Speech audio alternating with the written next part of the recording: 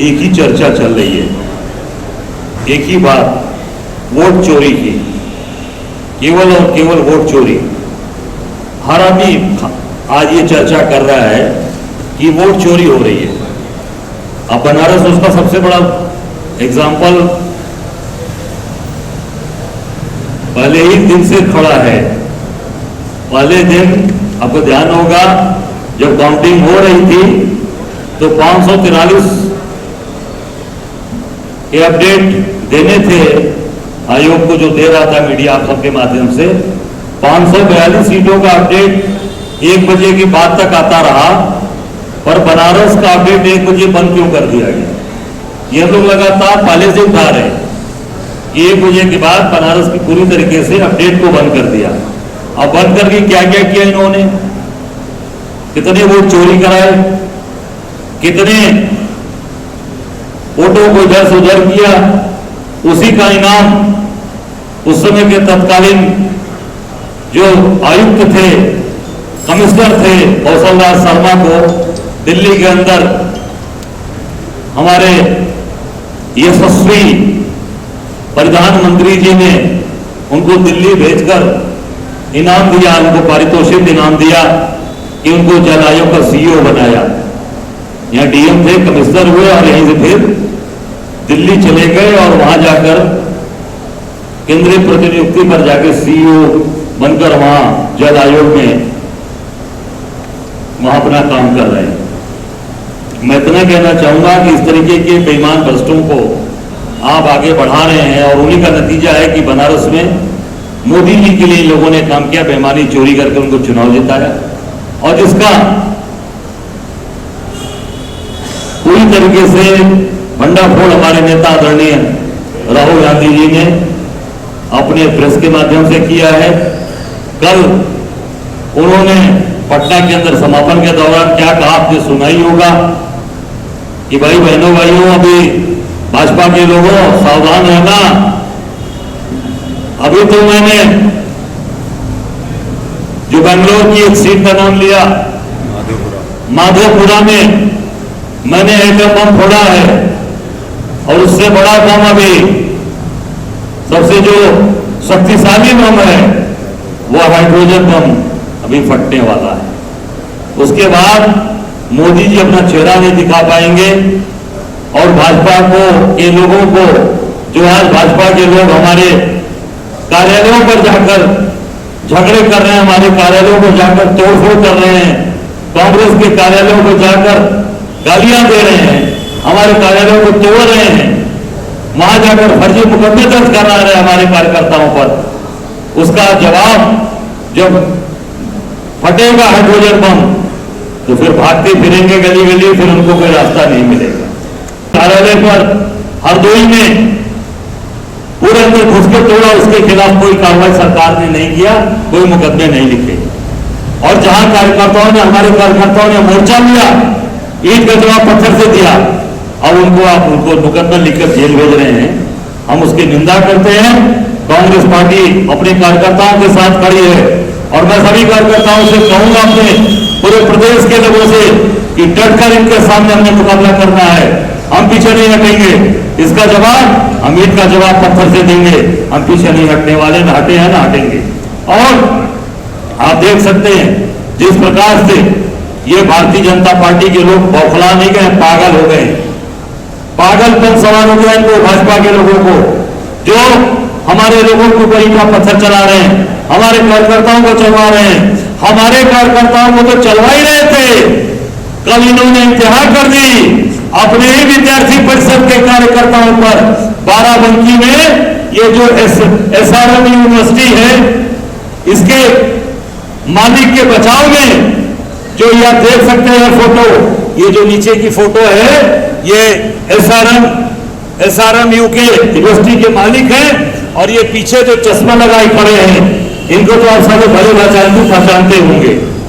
कोई इंडस्ट्रियलिस्ट नहीं है, कोई बड़े व्यापारी नहीं है, ये अडानी जी के, अंबानी जी के कर्मचारी नहीं है, ये उत्तर प्रदेश सरकार के प्रमुख सचिव गृह हैं संजय प्रसाद, चश्मा लगा के पीछे खड़े हैं, जैसे लग रहा बहुत बड़े इंडस्ट्रियलिस्ट हैं। काफी माल वाला लग रहे हैं कि काफी उद्योगपति स्वयं लग रहे हैं। ये बेरोजगार थे उत्तर प्रदेश सरकार के। और ये मालिक है सारामियों का। ये सीधा ये आरोप कि संजय प्रसाद जो मुख्यमंत्री के नजदीकी हैं, इन्होंने अपने ही भाजपा के समर्थन करने वाले संघ के साथ कंधे से कंधा संघ के निर्देश पर अपनी जान देने वाले विद्यार्थी परिषद के कार्यकर्ताओं को कल लाठी मरवाकर उनके हाथ में तोड़वा दिया। ये योगी सरकार के अधिकारी जो प्रमुख सचिव गृह हैं, इन्होंने अपने परिवार का रिश्ता निभाया। पीछे ये संजय प्रसाद जी उनकी पत्नी है, ये सारामियों मालिक है उनका परिवार। देखिए इनके पारिवारिक संबंध या देख सकते हैं। ये कोई किसी बड़े उद्योगपति के कर्मचारी या उनके सीईओ नहीं है, ये उत्तर प्रदेश सरकार के प्रमुख सचिव गृह और सारामियों का मालिक। उनके पारिवारिक रिश्ते हैं, उसका निर्वाह किया। कल अपने ही कार्यकर्ताओं को, अपने ही मजबूत साथियों को लाठी पिटवाया इस सरकार के लोगों ने। है कल कि अभी तो एटम बम हमने फोड़ा है मधेपुरा की सीट पर, जो महादेवपुरा जो बेंगलोर में है। अभी सबसे बड़ा बम कौन सा होता है? हाइड्रोजन बम की तैयारी राहुल जी ने किया है। मुझे लगता है कि हाइड्रोजन बम तो सबसे बड़ी जगह फटता है। अब आप लोग समझ चुके होंगे कि बनारस में 1 बजे के बाद क्या हुआ, किस तरीके से बेईमानी करके प्रधानमंत्री जीते हैं। तो राहुल गांधी जी का इशारा आप समझ चुके होंगे, पर मेरी उनसे कोई वार्ता नहीं हुई, पर निश्चित तौर से आप समझ चुके होंगे कि उनका इशारा किस तरफ लग रहा है। बनारस में भी वोट चोरी हुई। बिल्कुल वोट चोरी हुई, तभी तो मोदी जीते हैं। ये तो चुनाव कहाँ जीत पाते, वो तो हार रहे थे 7 राउंड तक, तो मैं जीता हूँ। उसके बाद 1 बजे पूरी तरीके से उसको लॉक कर दिया गया, अधिकृत वेबसाइट बंद कर दी चुनाव आयोग ने, और उसके बाद 4 बजे डिक्लेयर किया मोदी जी चुनाव जीत गए। उसके गवाह तो आप खुद हैं, आपको बाहर किया गया। कभी ऐसा हुआ था? आप सबको बनारस में पड़िया मंडी में किस तरीके से बाहर किया गया, आप समझ सकते हैं। हमारे सारे लोगों को बाहर कर दिया गया। इससे साबित हो गया कि वो निश्चित तौर से हमारे नेता जो बोल रहे हैं वो निश्चित तौर से बनारस के अंदर हुआ। बरगलाने का प्रयास किया जा रहा है जनता को, जिस तरह से नहीं बरगलाने के, अब तो बताया गया कि कितने रिकॉर्ड के साथ बताया कितने घरों में कितने वोट हैं, कहाँ हुआ। बनारस के अंदर नवोदित शिक्षा सदन जो संघ का मुख्यालय है, स्कूल नहीं मुख्यालय है, वहीं आते मोहन भागवत रहते हैं, वहीं पर वोट फर्जीगिरी हुई है। अभी तमाम चीजें निकल रही हैं, आप देखना बहुत जल्दी आपके सारे सामने आ जाएंगी कि कौन सही है कौन गलत है। अध्यक्ष जी, अमित मालवीय जो बीजेपी आईटी सेल के, वो कह रहे हैं पवन खेड़ा जी का भी 2 वोटर आईडी कार्ड थे। देखिए मैं इतना ही कहना चाहूँगा कि आज भारतीय जनता पूरी तरीके से एक्सपोज हो चुकी है। अमित मालवीय झूठे लोग हैं और झूठ के महारथी हैं। वो केवल और केवल भाजपा के प्रोपेगेंडा को फैलाते हैं और सब कुछ लोग जान चुके हैं। अध्यक्ष जी, मोदी जी और शी जिनपिंग और पुतिन की बैठक के बाद मेन है कि हमारे जो कार्यकर्ता, हमारे जो लोग, उनको पूरी तरीके से सताया जा रहा है। आप ये देख सकते हैं कि ये इटावा में हमारे कार्यकर्ताओं पर FIR होता है। ये FIR हो रहा है इटावा में, हमारे कार्यकर्ताओं के ऊपर ये मुकदमे लिखे गए और ऐसी धाराओं में लिखे गए हैं 191, 190, 109, 125, 352।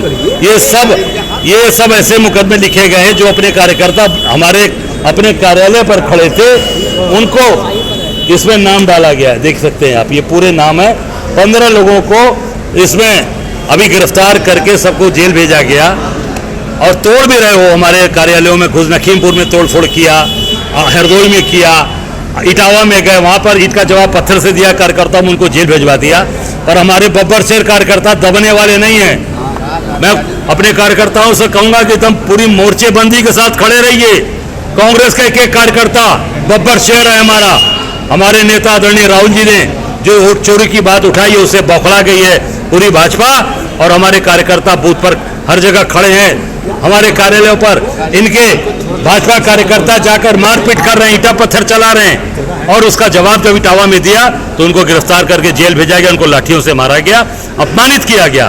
पर हम अब सब लोग उनके साथ हैं। परसों हम अपने कार्यकर्ताओं से इटावा मिलने चल रहे हैं और अपने बब्बर शेर कार्यकर्ताओं का मैं स्वागत करता हूं, अभिनंदन करता हूं जो जमकर इसका जवाब दिया। अध्यक्ष जी